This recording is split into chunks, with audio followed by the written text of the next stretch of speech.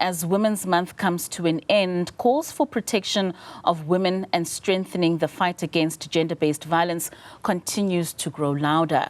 Activists say the need to curb incidents of GBV has become urgent. To discuss this, I'm now joined by Tirhani Manganyi, who is the program manager of the GBVF Response Fund. Thank you so much for your time and for joining us this evening. We certainly do see a rise in GBV. We saw even with some of the crime stats that were released yesterday, the numbers of young people, of children in schools, rapes that have increased, and especially amongst those happening to females. What's your take on this rise, and what do you think is prohibiting us from reaching the targets that we need to with regards to GBV? Good evening to you and good evening to the viewers. It is true that, the statistics that we are seeing coming out from the police and other institutions are actually on the upward trend.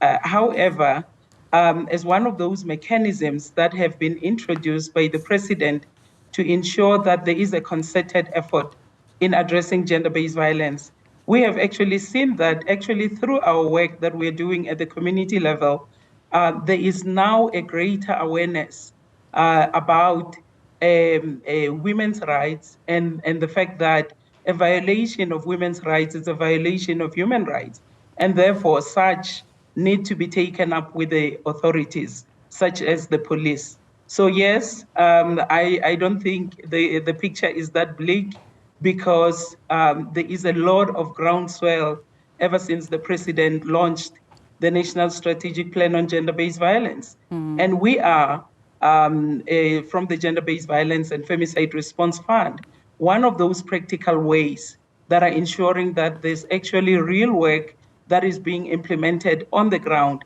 with organizations that are working on the front line. Now, in the conversation that I just had now with Dr. Mayer, I mean, we established that the unemployment rate amongst young females is at 49.4%. How much of these economic inequalities that are affecting women also contribute towards the GBV that they face?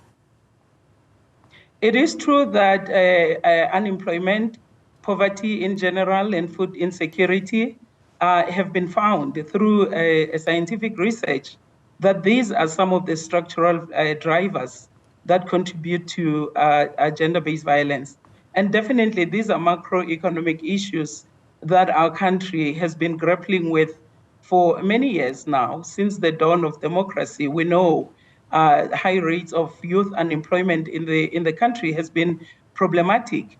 I would also like to paint the fact that we have also seen through our work that women economic empowerment is very important, because unless we address women economic empowerment, we've seen that at times women tend to stay in abusive relationships because they are dependent on the perpetrator, who tends to be the provider.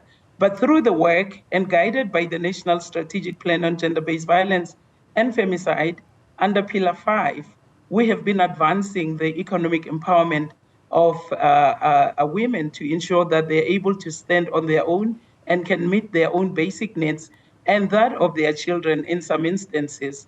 Because we also see that women who step forward looking for a safe spaces actually tend to come, most of them, with children.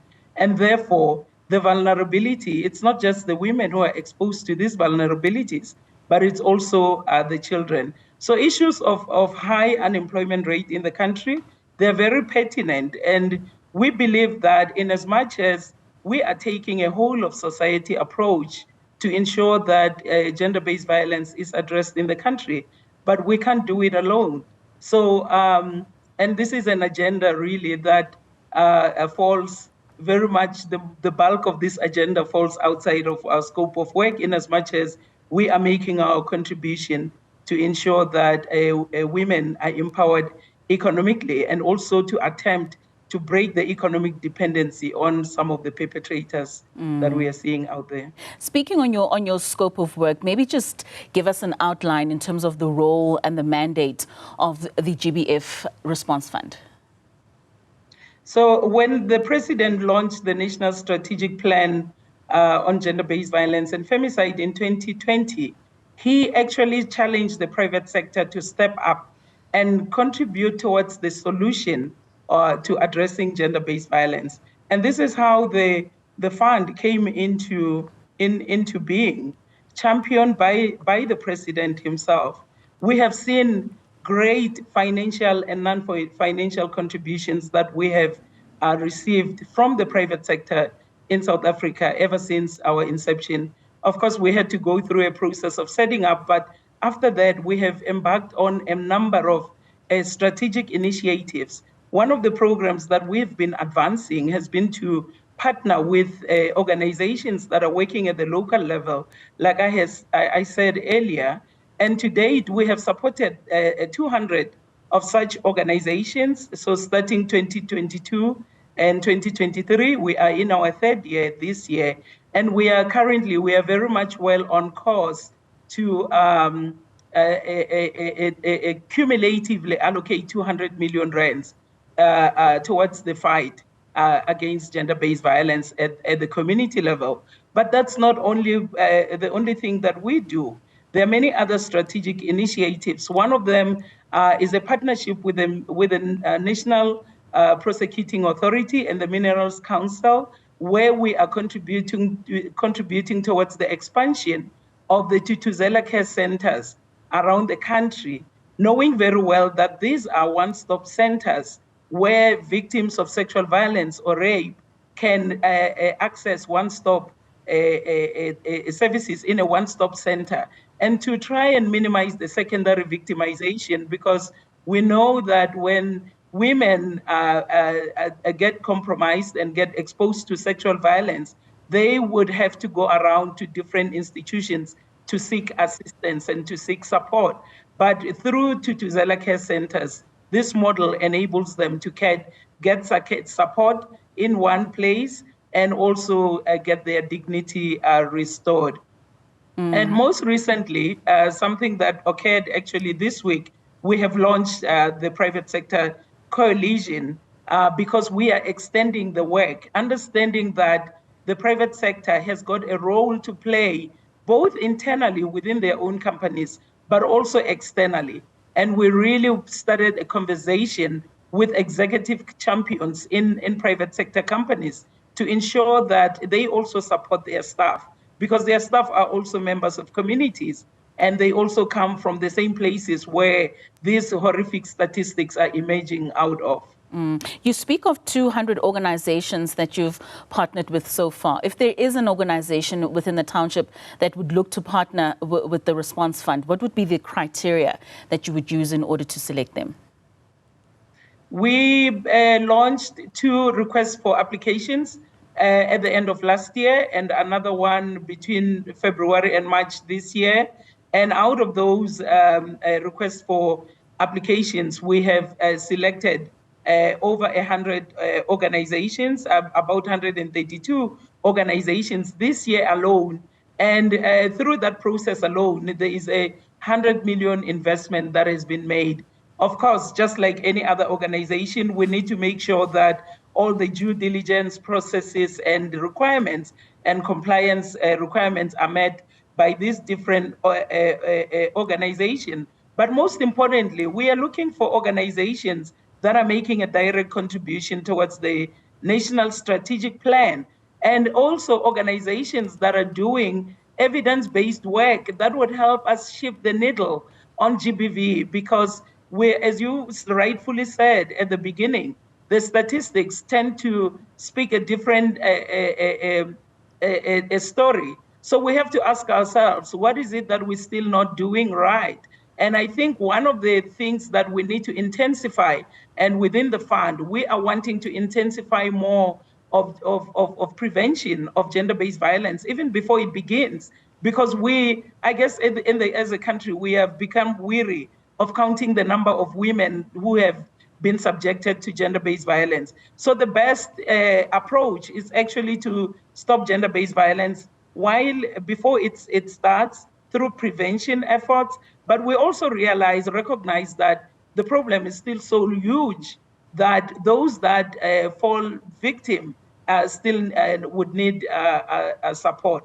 So there are also other strategic projects that we, more like bilateral type of strategic initiatives that we embark on with strategic partners. But anyone who's keen, at this stage, we don't have necessarily an opening with regards to requests for applications, but anyone who's keen to get in touch with us, they can visit our website, and there's an info@GBVF responsefund1.org email address that they could email to get hold of us.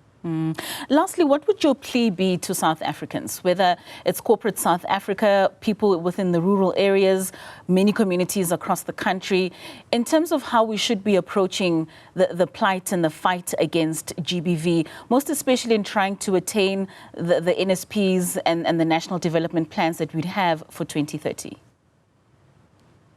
I think our approach should be, to remain anchored by the National Strategic Plan on Gender-Based Violence and Femicide, because this is a document that sets out a collective vision and also a whole of society approach and a roadmap, really, that guides us in terms of what could possibly be done in addressing gender-based violence. So anyone who wants to contribute towards this important cause must ensure that they are doing this in alignment with the National Strategic Plan on gender-based violence.